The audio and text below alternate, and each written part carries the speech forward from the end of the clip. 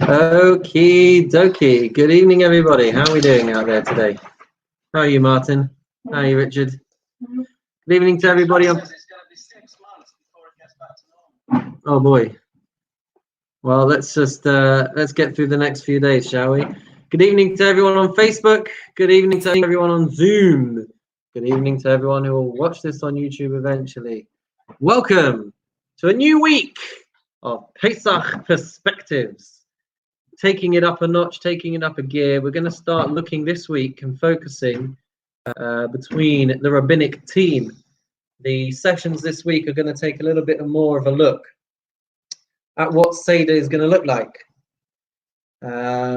It's been an adjustment this last week, and as we're getting ever closer, there are people out there in the world, and in Bushi in particular, who want to be able to get their Seders ready and make them as amazing and as good as they possibly can be with the circumstances that we find ourselves in.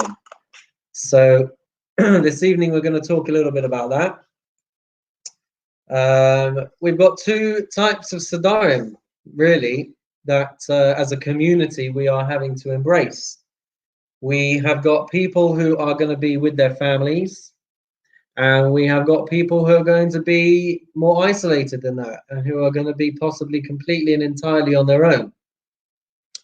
And so as a team here in Bushi Digital and Bushi Shul, we very much want to be able to make people feel as settled, as prepared, and as comfortable, and possibly even as happy as they possibly can be with the situations that we find ourselves in. There's one thing that's been, well, there's a few things that have been going through my mind, but one thing that I'm finding is very helpful to me in particular to reflect on and to consider on is just how much noise there is as we try and go about our daily lives. I've mentioned this before, but my WhatsApp isn't stopping, my emails aren't stopping, and that's not even with requests from people in the community. That is just a barrage of articles, of messages, of pictures,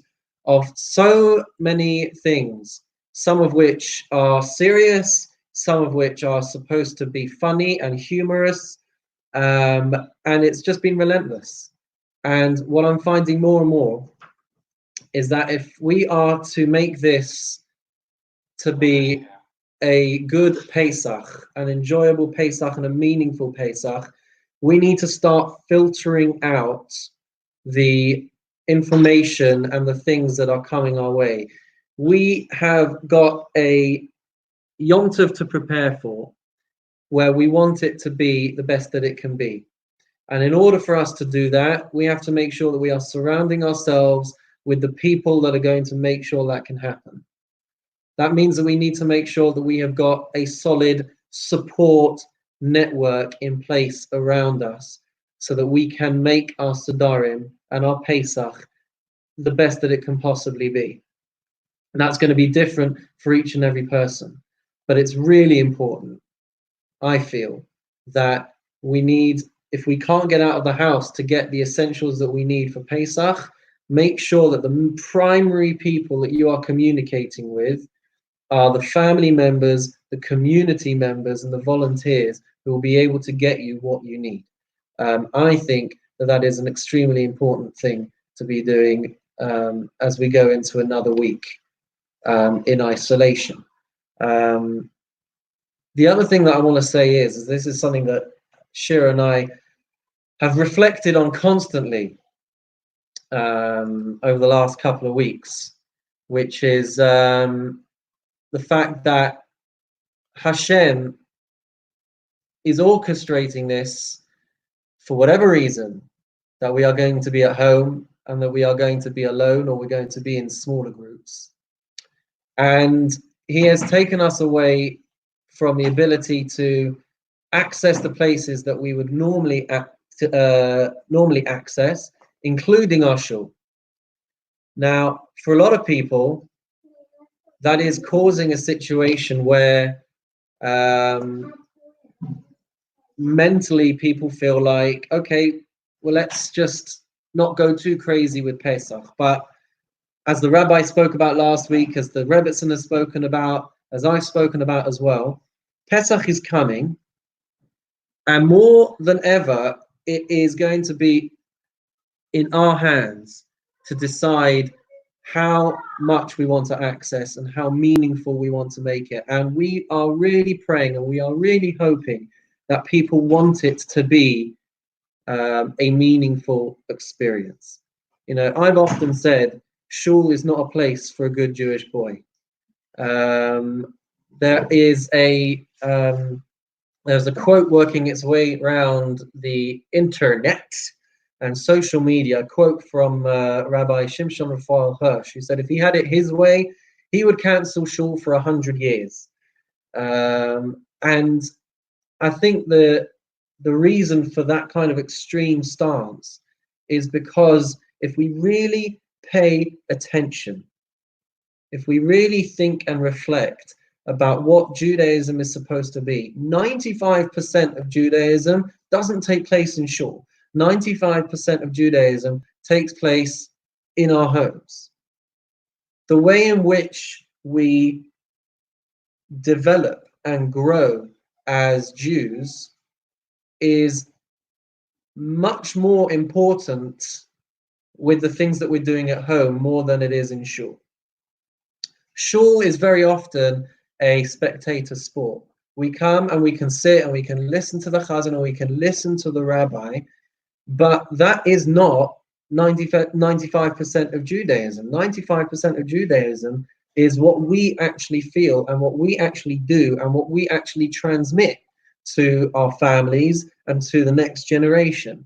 And so as we go into a chag in which it's all on us at home, it's really important that we realize that if that is the situation that Hashem is putting us in, it's because he believes in each and every single one of us that we have the ability, that we have the potential, that we have the strengths, the talents, and the koach to make it a meaningful Pesach, to be able to connect to Hashem, even in the situation that we find ourselves in, and to build and foster and develop the relationship with Hashem in that much more isolated, microcosmic situation. We're still going to have the mitzvah of the Seder. We're still going to have the commandment of v'samachta bechagecha, of rejoicing on this festival, to find happiness in the situations that we find ourselves in. Certainly in our earlier years of marriage, before we kind of settled as community workers, both in Hale in Manchester and now down in London, we had the same decisions to make that so many other families find themselves making at this time of year, which is where to spend Seder, right? And so many times we would be torn between having to choose where to spend the Seder, spend it with one half of the family, spend it with the other half of the family. And this was a real struggle for us. And it was choosing between two impossible situations. If you choose one, the other side is going to be upset. If you choose the other side's going to be upset. And it's an impossible situation to know what to have to do. And I remember being given some fantastic advice by my rabbi in Israel at the time, which really helped us understand what it means to be happy, what it means to find happiness. And the idea is as follows. Being happy doesn't mean that everything is going our way. It doesn't mean that we constantly feel happy and tingly inside. Sometimes you have to choose between two difficult decisions, but happiness is the satisfaction in knowing that what you are doing is the right thing for you at any given time. And sometimes people will be upset by our decisions. Sometimes people will be left out by our decisions. But it is still possible to find a sense of peace and a sense of satisfaction and a sense of happiness with the decisions that we're making. And I feel like for a lot of people this year, that is the kind of mental mindset that we are going to be finding ourselves in. The understanding that even though it's not quite how we would picture it, it nonetheless is the right thing to be doing. If we are going to be making Sedarim at home by ourselves, then we have to understand to make a meaningful Seder, to make a meaningful Pesach, you don't have to be a rabbi.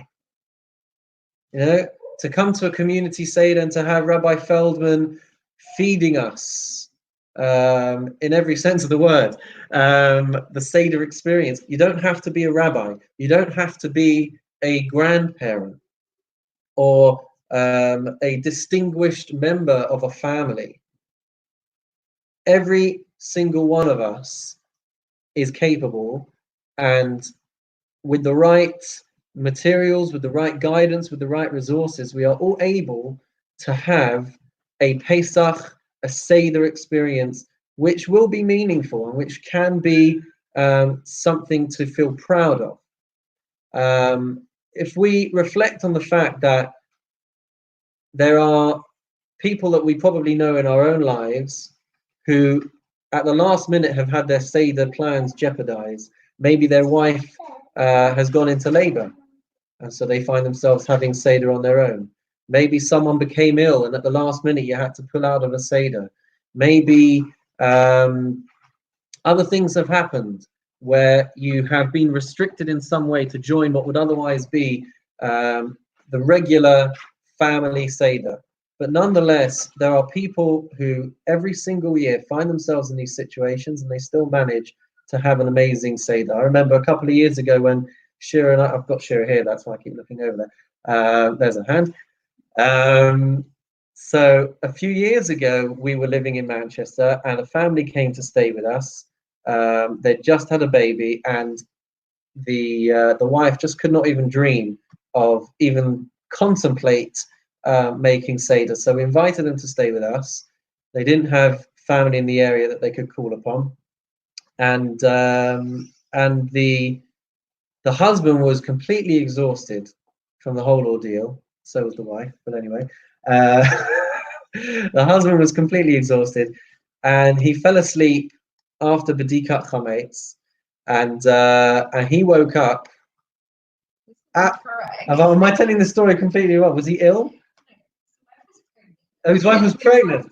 Oh, okay. Ladies and gentlemen, introducing Shira to remind me of how this story went. Point is, the guy managed to sleep through the whole day of Erev Pesach. He managed to sleep through the whole of Seder night that we had, right? Yeah. And he woke up at just before midnight, and he was forced to make Seder by himself at home with whatever resources he could still find in our house in the middle of the night. And he turned around afterwards and said it was the best Seder we ever had. So, yeah. Details aside, the guy managed to have an incredible Seder experience despite the fact that he was on his own. So we're going to be gearing up for that. It's something that we're going to go into more detail with this week.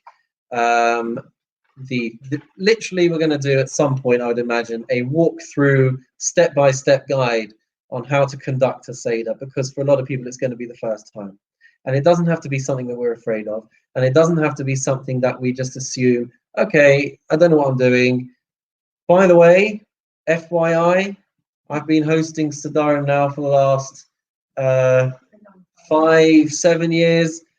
Most of the time, I don't have a clue either. It seems to change year after year after year. 1 minute I'm uncovering the matzahs, 1 year I'm covering the matzahs, one time I'm lifting them, one time I'm putting down. You try and follow the Seder guide the best you can with the materials that you have, but one has to just feel at peace with the fact that it is haphazard and you do your best. There's going to be things that you want to make sure that you have, and we'll go into more depth during the week about this. you're going to want to make sure that you have matzah. That's a biggie. Ideally, shmura matzah.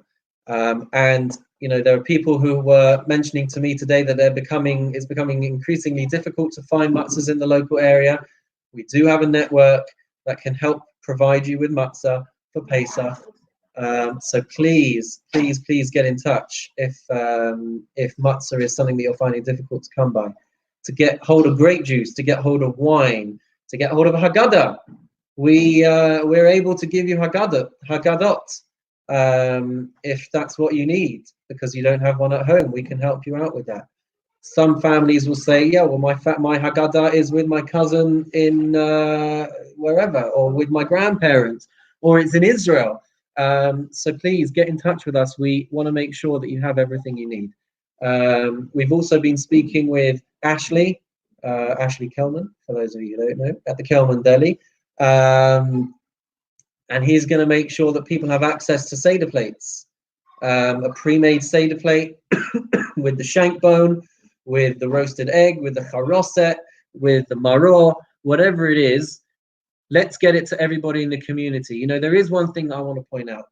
There's a lot of people who are suffering. There's a lot of people who are unwell. There's a lot of people who are suffering because they've lost loved ones. But there's also a lot of people in the community who are just having to be isolated and only being able to go out when they absolutely need to. These are the people that we call upon to please help, to please continue to volunteer, to work with the amazing volunteer team and make sure that everybody is getting what they need. We want to make sure that everybody has what they need for this Seder night, and we need everybody's help. I'm already seeing here on Facebook someone saying, can we get you help with Haggadah? Yes, we can, and it's going to be our pleasure to. So don't worry about that. As I've said, we're going to be having more resources coming out in the next few days with Seder tips, both for people who are going to have Seder on their own, but also for people who are going to have their kids around them, and they want tips, and they want games, and they want activities, and they want ways to enhance the Seder, and discussion points, and ways to bring it in. So we want to make that all available to each and every one of you. And please God, at the end of the week, we will have in this Friday's newsletter at least one PDF file with a Seder guide, be it how to do the Seder, how to run the Seder, be it discussion points to be able to engage your older kids or the older adults even, be it games and activities, whatever it is. We're going to hopefully have that all available by the end of the week for everybody to be able to download. There's two main things really that we need to try and achieve on Seder night. There's telling the story of the Exodus from Egypt, and there's the eating of matzah. Those are the two big biblical requirements that we need to make sure happen on Seder night. Everything else is rabbinic mitzvahs, which we find in the Mishnah, in the Talmud, and also in our Haggadah books. But the point is that if telling the story of the Exodus from Egypt is one of those mitzvot, then a number of people have been asking, do I have to read the Haggadah if I'm sitting by myself? Do I have to sing the songs? Do I have to eat the afikoman? All these kinds of things. So the answer is that we still need to do these things. And in fact, perhaps this year it can be even more meaningful. One of the other things that Shira and I have been reflecting on in the last couple of weeks is if we try and cast our minds back 3,300 years ago to those Jews sitting in their homes, isolating during the plague of darkness. They weren't able to move around so freely either during the plague of darkness. And that was live in Egypt, just over 3,300 years ago. What was going through their minds? What were they thinking of? Who were they thinking was going to be around for their first Seder night, so to speak? There is a lot of connection and a lot of parallel to be drawn from the experiences that our ancestors had at the time in Egypt and the experiences that we're having now. And we have to have the understanding, and we have to have the faith, and we have to have the conviction and the understanding and the belief that we too, when it comes to Yom Tov, we too are going to be experiencing freedom. We too are going to be experiencing Geula in whatever shape and form. But we have to understand what freedom is. You know, the Jewish people didn't know what the story was going to be on that first Seder night. You know, if you can picture the very night on when they were going free, and they've got the death of the firstborn happening all around them, and they've got all of the crying and all of the screaming from the Egyptians as all of the plague of the firstborn is happening all around them, and all of the panic that's ensuing, and they're sitting there and they're thinking, you know, am I going to have Pesach? Am I going to have my freedom? What is it going to look like for me? They were so uncertain, and we are so uncertain as well. But in the same way that they had the trust and the belief and the faith that Hashem was going to redeem them and free them and show them what it really means to be free, so too we have to try and tap into that conviction and that strength and that faith and that belief as well. Now, these could be ideas that have been swimming around over the last few days from Rabbi Feldman, from Rebbe and Jacqueline, but these are important things to think about, and these are important things to focus on and to emphasize. You know, one of the other things that we think about is, you know, the highlight of the Seder for a lot of families is when we get to Dayenu.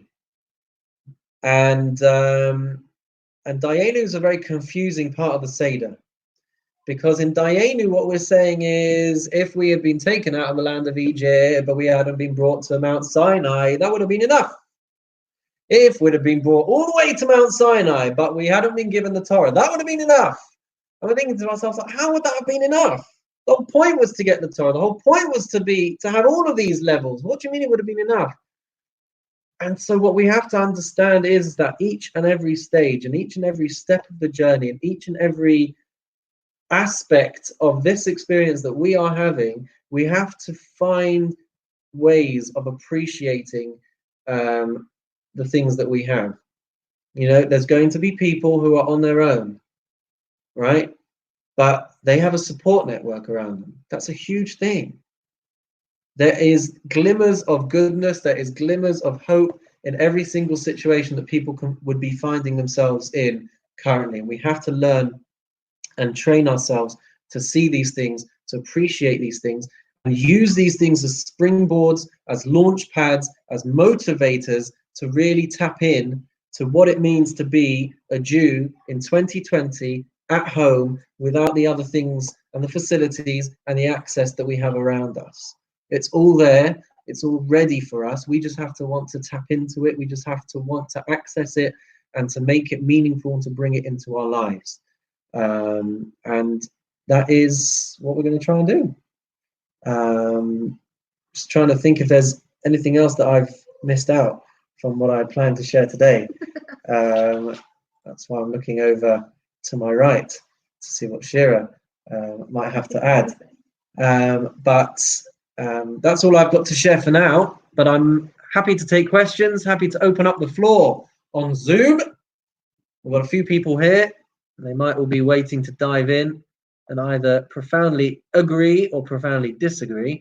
But if anyone wants to chime in, then by all means unmute yourselves.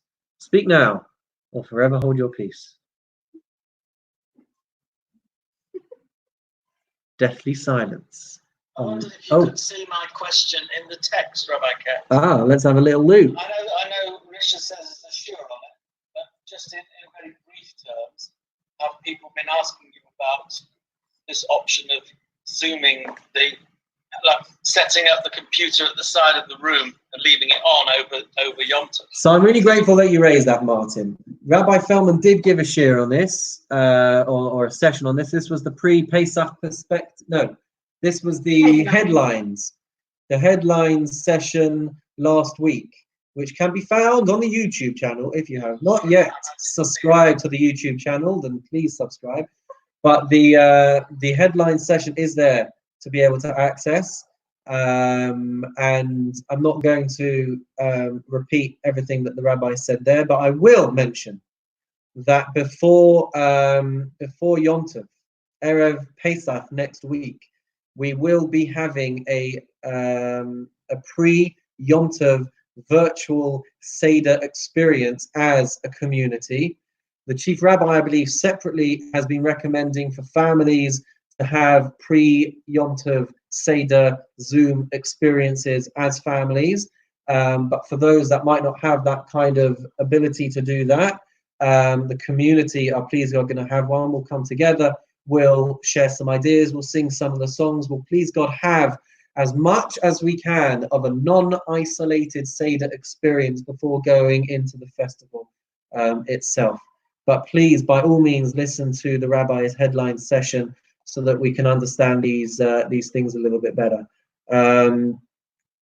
Facebook user, are there any websites we can visit to get children's activities for the Seder? Well, Facebook user, I can't see the actual Facebook chat, so I can't see who it is that has sent that. And it's not loading up. Oh, Robert Purcell! Hello, sir. Oh, amazing. Yes, there are most certainly websites that one can use. First of all, there's going to be a bunch of stuff that we're uploading to the resource drive that we've started. It's a Google Drive, and we're going to be chucking some stuff on there for parents to be able to access. But apart from that, there is huge amounts online.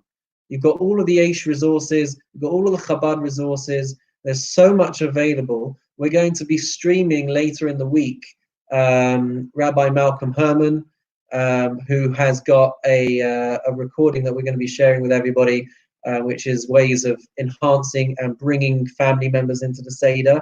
Rabbi Herman from Seed is one of the biggest guys out there. He's huge in terms of understanding the mindset and understanding what people need to really engage with the Seder.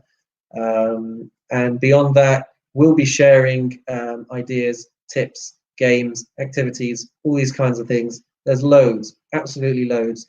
I don't know if this is the year to start buying live frogs and live locusts, but if that's your thing, then that's one way. That's one way to perk the kids' attention for a Seder. But yes, no, there are resources. We'll make sure that they're made available on the Facebook group, by email, and as widely as we possibly can. Thank you very much, Mr. Purcell, for asking. Will you be giving any guidance on what people can use if they can't get their usual vegetables and that they would use for maror and for dipping? So for anyone who couldn't hear the question, Richard on Zoom was asking, are we going to give guidance for what people can use for vegetables if they can't access their usual things? I've just seen that's a brilliant one. I'm assuming, I don't know if that's Robert as well.